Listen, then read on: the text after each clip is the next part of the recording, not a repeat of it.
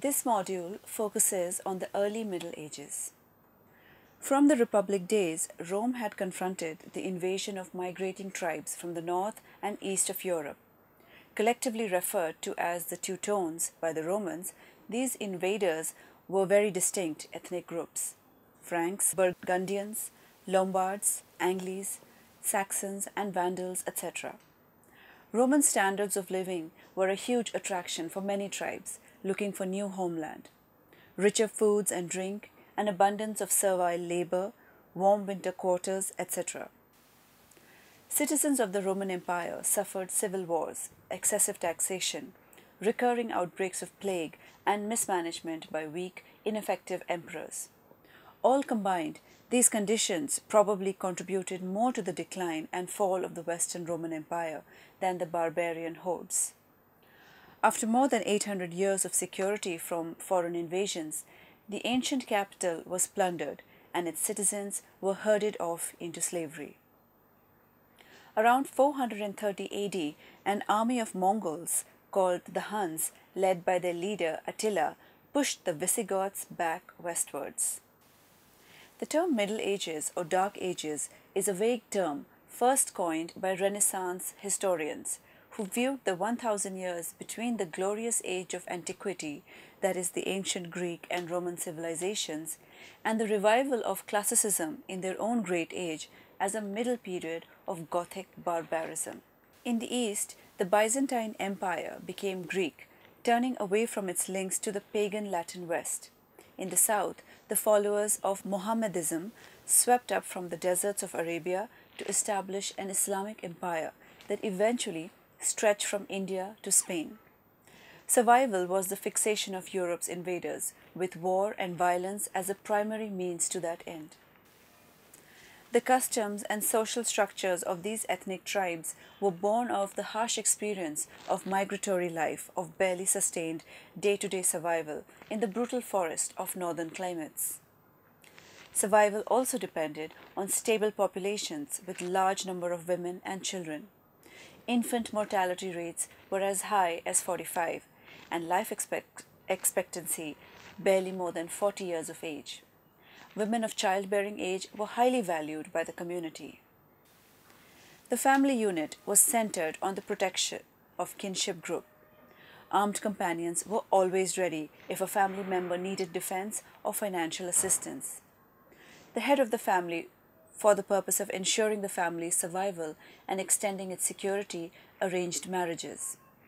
A woman who was not a virgin was unmarriable, and an adulterous woman was usually put to death since her offspring was in question, hence undermining the legitimacy of the parents and its hereditary rights. Male adultery, though, was not punished. Polygamy, too, continued as a sanctioned male privilege until the 10th century. Life in the early Middle Ages was fraught with violence and survival. In this chaotic world, education of boys was focused more on physical training such as running, horseback riding, swimming, and hunting than the refinement of the intellect. The process of Christian acculturation of these invading tribes was a slow process.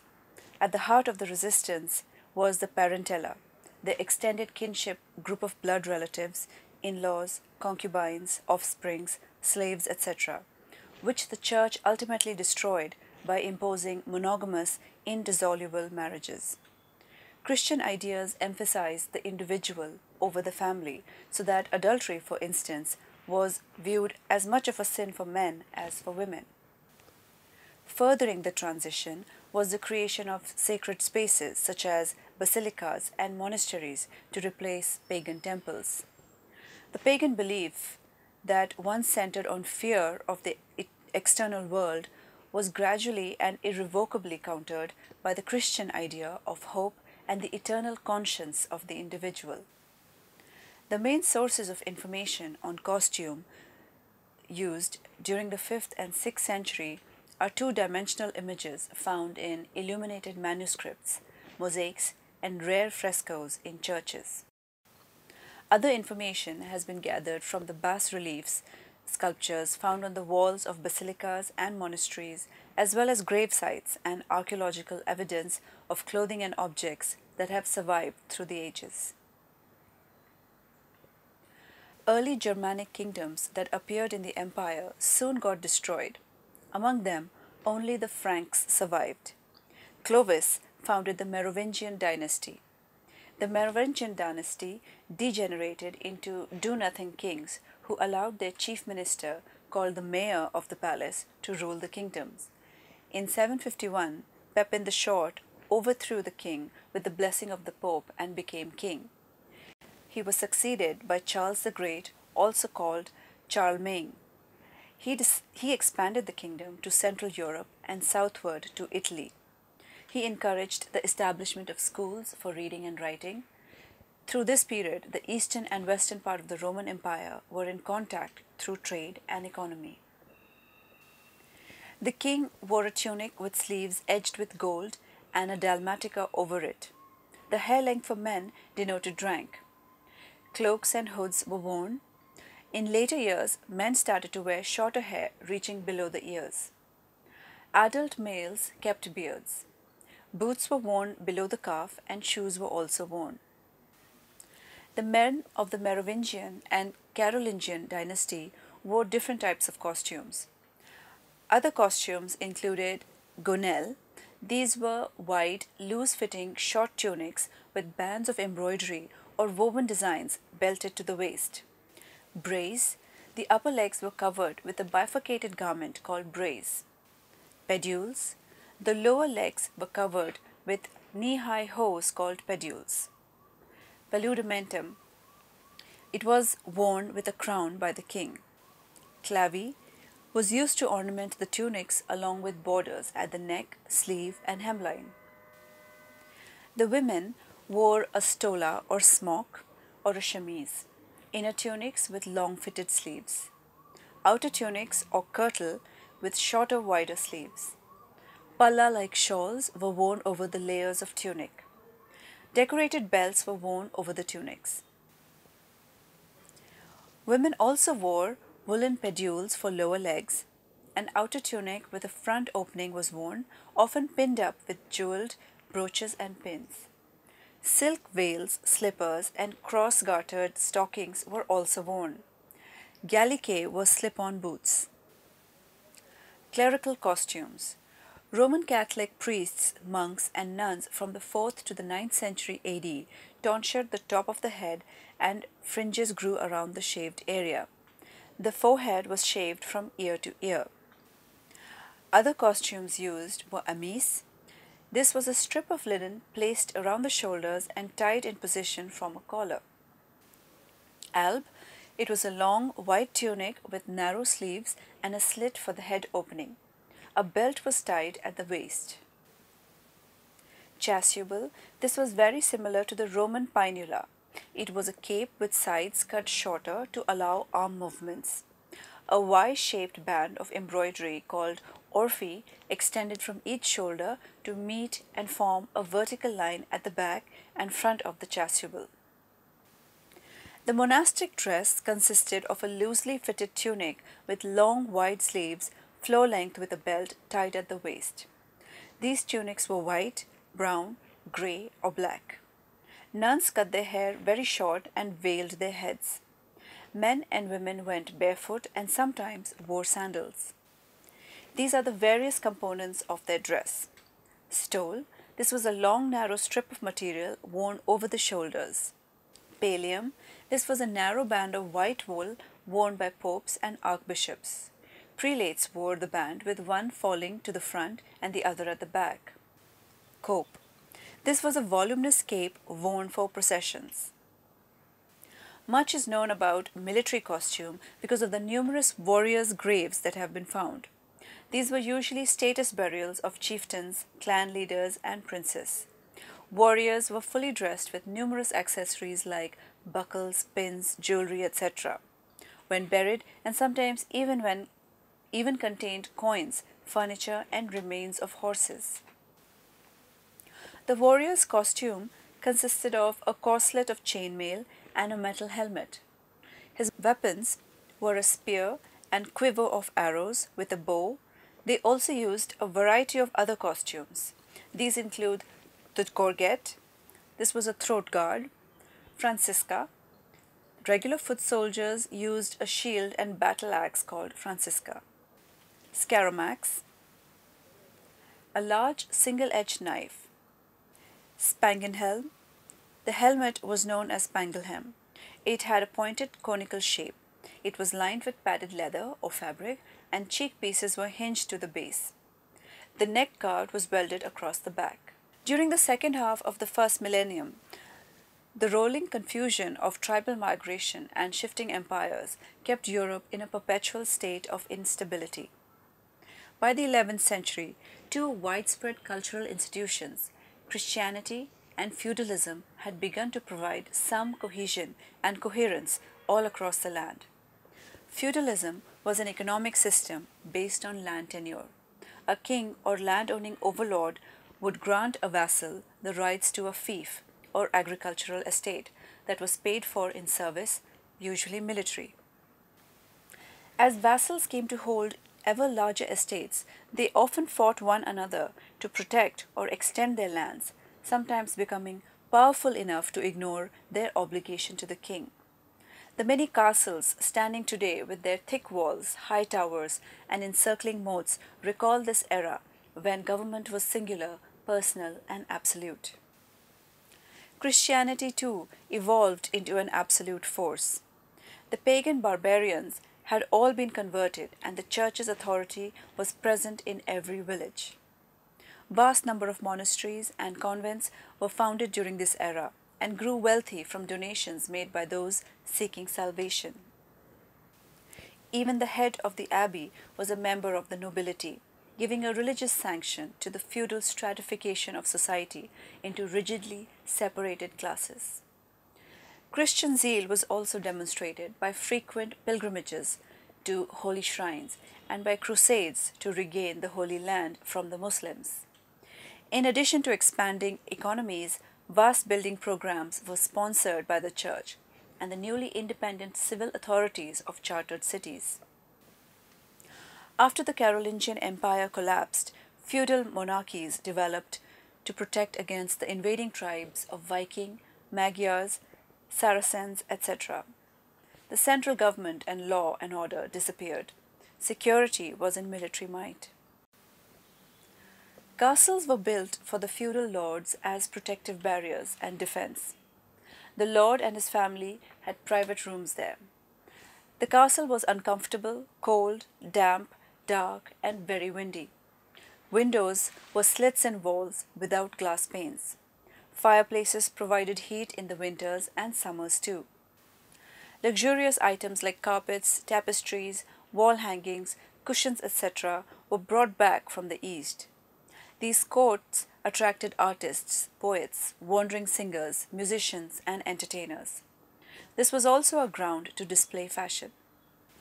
Romanesque was the preferred style of architecture, inspired by ancient Roman building featuring rounded arches, heavy walls, masonry vaulted ceilings, and an overly blocky appearance of rectangles, cubes, and cylinders. During the mid-12th century, some new types of construction, inspired by ideas from the Middle East by the Crusaders, began to replace the Romanesque style. This new style had lofty walls pierced with airy windows and high doorways topped by pointed arches. Soaring vaulted ceilings appeared to be delicate webbing stretched over seemingly insubstantial ribs. This style of architecture was called Gothic. The main sources of information for the 12th and 13th century were illuminated manuscripts, miniature carvings in wood and ivory, Romanesque architecture such as rounded arches, massive, well-proportioned buildings. The main highlight during this period was the development of the knight stirrup, which is the human plus animal plus sword, which equals lance-made weapons capable of shock combat. Warriors were trained to fight on horsebacks, sword combat, etc. Training would take many years and serfs to take care of horses. These knights were called vassals, or one who serves the lord. The vassal is offered military services in exchange of land or fief or fiefdom. Serfs came with the fiefs. Serfs' ancestors had surrendered their freedom for protection. they offered their services to the vassals. The feudal king was the supreme lord and ruler. He owned all the land in his kingdom. Feudal kings not only fought off invaders but also fought other feudal lords. Armored knights, if defeated, were more likely to be captured and held ransom. Knights were also taught about chivalry, customs, manners, and costumes of the nobles. Pope Urban II initiated the first of the 7 Crusades to free the Holy Land from the Muslims. The actual motivation of each crusade varied from genuine religious fervor to outright mercenary designs for accumulating wealth and power. The Crusaders brought back many new ideas and goods from their adventures. Printing patterns on textile was learned. Foods, spices, drugs, artworks, fabrics like muslin, silk, damask, as well as cotton were introduced. Literary sources tell us about the emphasis fashion began to have in town life.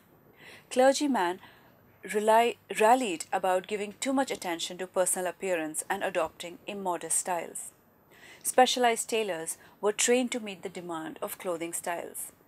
Men undertook the weaving process. Women were involved with the fiber preparation and spinning. Dyeing and fulling of wool were specialized crafts. With the decline of slavery, women workshops disappeared and textile production moved into the household. Technological changes like the spinning wheel, horizontal loom, and water-powered mills changed the production capabilities of textiles. Craft and trade guilds were formed and regulated the number of artisans, standard of quality, rate of pay, working conditions, etc. Wives and daughters were hired, but women were paid lesser than men. Art was not solely for decoration. Art was supposed to illustrate to the uneducated commoners about Christianity and religious messages.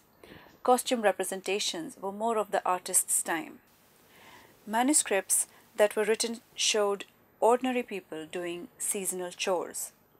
Workshops with lay artists undertook manuscript writing. Costumes depicted were sometimes imaginative, based on records given by soldiers of the Crusades. Tunics were made in linen, silk, or wool and belted at the waist. Silk embroidery was used on the out tunic borders. For hunting, men wore practical shorter tunics. Necklines were round or square. Men's costume. Underclothing consisted of undershirt and underdrawers. The undershirt is a short-sleeved tunic of linen. It is a predecessor of the modern shirt. Underdrawers or brays were loose-fitting linen breeches tied at the waist with a belt. The length of the brays varied. The inner and outer tunic was usually long and sometimes the outer tunic was shorter. The shorter outer tunic had close-fitting sleeves ruching at the wrists. The outer tunic had fitted sleeves or cut wide and full. It allowed the under tunic to show. Men also wore mantles, open chlamys style and closed with a slit for the head opening. The mantles were square during the 10th century and became semicircular during the 11th century. Young men kept clean-shaven faces. Older men wore beards. Hair was parted at the center and left loose till the neck and below. Helmets were worn during battles. Phrygian-style bonnets were worn. Hoods and hats with small brims and peaked cones were also worn.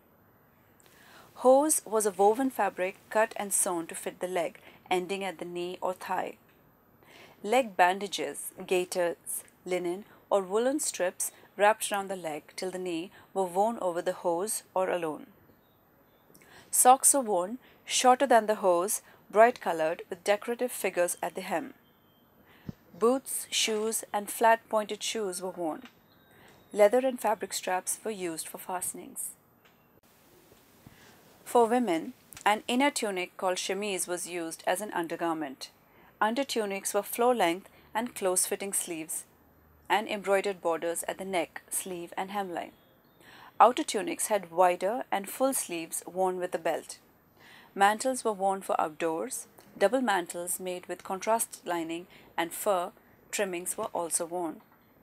Young girls wore their hair loose, flowing, and uncovered. Older and married women covered their hair with a veil. pulled around the face under the chin or left hanging close to the sides of the face and ending about mid-chest. Women also wore hose. Footwear included open slippers, clogs, boots, and shoes. Jewelry like circlets, which are headbands, neckbands, beads, bracelets, earrings, belts, etc. were worn. Costume features 12th century AD. The tunic fit more closely. Bleuot was a tightly fitted one-piece garment. Bleuot giron, this was where the upper section is tight and attached to a flare skirt at the waist. Seams were curved to achieve closer fits. Lacing was used as fastening for these garments. Gores were attached to create fullness in the skirts. Seams were finished with tapes and embroideries. Satins and velvet fabrics were created and used. Concepts of modesty and changes against modesties are seen in this period. Lacings fall open and reveal bare flesh, which was considered immodest by the church clergy. Men used a number of different costumes. These include mantles, these were worn by men. Sleeves were worn close-fitting with decorative turned-up cuffs. There was variation in sleeve lengths. Fuller sleeves were present for outer tunics. Sleeves closely fitted at the shoulder flared out in a bell shape at the hem. Men wore beards and moustaches and varied lengths of hair. Hats with a small tab or stem at the top were worn. Coif was a cap tied under the chin and was used by working men. Pointed shoes, these were considered immodest. For women, chemise and undertunic became more fitted. Bleuot giron had pleated, crinkled, and smocked variations. Sleeves were even longer and exaggerated, with pendant cuffs and bands. Chaînes was a washable lightweight linen dress, long and pleated, was worn indoors. Mantles had collars with elaborate embroidery and adorned with jewels. Pellicon and pelisse were fur-lined or trimmed mantles. Women wore two plaits hung on either sides, floor length sometimes. Ribbons had and decorative bands were intertwined with the braids. A loose veil was worn to cover the head. To cover the hair completely, barbettes, fillets, and wimples were used. Barbette was a linen band that passes down one temple under the chin and up to the other temple. Fillets, this was a standing linen band over which a veil might be draped. Wimple, this was a fine white linen or silk scarf covering the neck, the center placed under the chin and each end pulled up and fastened above the ear or at the temple. During the 13th century, men would wear knee-length or shorter braiers or breeches, a linen chemise, which is an undershirt. Over this he places a coat, undertunic, and over the coat a surcoat or outer tunic. In cold weather or for protection, he would add a cloak with a fitted cut. Upper-class men wore long coats, while lower-class men wore shorter coats. Two types of sleeves are depicted. One is long and tightly fitted, and the other is cut full under the arm, tapering to a close fit at the wrist. Some refer to this sleeve as a style magyar. Cyclus is a sleeveless tunic or surcoat. Some surcoats were sleeveless with a round or wide horizontal neckline and wide armholes, the garment being sewn closed under the wide armholes. Another surcoat had sleeves to the elbow or 3/4 arm length, or long sleeves cut full and wide under the arm, tapering to the wrist. Long surcoats were often slit to the waist to make riding and other movement easier. Even short surcoats and coats worn without a surcoat had slits sometimes in the front. Mantles were placed over the shoulders and fastening across the front with a chain or ribbon remained a symbol of high rank or status. Garnache was a long cloak with cape-like sleeves. Often lined or collared with fur, it was open at the sides under the arms. The herigot, tabard, and fichets were costumes used in the 13th century. These are the other garments used by men. Herigot was a full garment with long wide sleeves and a slit below the shoulder in front through which the arm could be slipped, leaving the long, full sleeve hanging behind. In some cases, the top of the sleeve was pleated or tucked to add fullness to the sleeves. Garde-corps or garde-corps also seemed to be a similar garment. Tabard was a short, loose garment with short or no sleeves that was worn by monks and lower-class men. Sometimes it was fastened for a short distance under the arm, either by seaming or fabric tabs. In later centuries, this became part of military dress or the dress of servants in noble households. Fichets, slits or fichets which looked like pockets, were made in more voluminous outdoor garments to provide warmth for hands. Hair length was moderate and parted in the center. Younger men wore shorter hair than elders. If beards were worn, they were short. Coifs and hoods were the most important head coverings. Some hoods no longer had attached capes. Hoods fitted the head more closely, and some were made with a long, hanging tube of fabric at the back. The French called this cornet and the English a liripipe. Footwear. Closed shoes that buckled or laced, open slippers, shoes open over the top of the foot and having a high tab behind, the ankle and loose-fitting boots, rarely above the calf height, were all worn. Both long and short stockings were worn, and the use of footed hose increased. For women, coats had either fitted sleeves or sleeves cut full under the arm. Sleeveless surcoats were cut with wide armholes through which the coat beneath was visible. Sleeved surcoats ended somewhere between the elbow and the wrist and were generally quite wide and full. Some women in the summer wore the coat over the chemise, but this was considered daring and a sign of immoral behavior. Some women laced the coat tightly to emphasize their figure, which were visible through the wide armholes of the surcoat. Women of high rank wore ceremonial open mantle both indoors and outdoors. Women usually wore the herigot and less often the garnache, which was, for the most part, a man's garment. Young girls continued to wear their hair uncovered, while adult women covered their heads. Long braids were no longer seen veils, and hairnets covered the hair. Barbettes, fillets, and wimples remained, although they were placed over a hairnet instead of a veil. No major changes were noticed in the women's footwear in this period. Accessories were largely limited to jewelry, wallets, purses, or other devices for carrying valuables, and gloves. Earlier reserved only for nobility and clergymen, gloves were used more commonly towards the end of the 13th century. Some were elbow length, otherwise wrist length. Women wore linen gloves to protect from sunburn. Purses, pouches, and wallets were suspended from belts. Important jewelry items include rings, belts, clasps used to hold the ribbon that fastened the mantle, and a round brooch, fermaille or a fiche, used to close the top of the outer tunic, bliot or surcoat.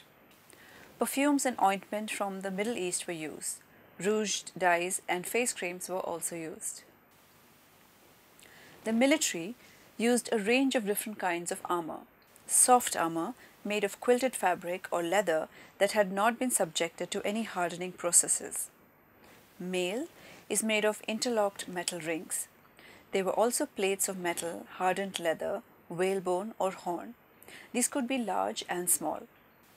The Bayeux tapestry is one of the most important sources of information about the appearance of medieval armour. Hauberk or burney is a mail shirt knee-length with a slit in the front for ease of riding. A hood of mail was worn to protect the neck and head. Chausses or shoes are mail leg protectors. Some merely covered the front of the leg, while some were more like hose. Helmet. On the head and over the mail hood, the warrior placed a cone-shaped helmet with a bar-like extension that covered the nose. Mid-12th century, men began wearing a surcoat over the armour. In later periods, soldiers wore surcoats decorated with a coat of arms that identifies the force of which they belong. In the 12th and 13th century, armour consisted of a coat of mail, hose, and shoes of mail. The sleeves reached over the hands to form a sort of mail mitten. The whole outfit weighed about 25 to 30 pounds and was worn over a padded garment. In the early 13th century, a closed form of helmet was developed. It was closed at the back with slits for eyes and breathing holes. Placed over the chainmail coif was a small padded skull cap that protected the head from the ridges of the helmet. It was worn only during combat. The use of helmets brought about changes in lifestyle. Men kept shorter hair and clean-shaven to avoid discomfort and heat. Common foot soldiers were not equipped with chainmail. Their protection was limited to quilting coats worn under the armour, to which they might add quilted leg guards.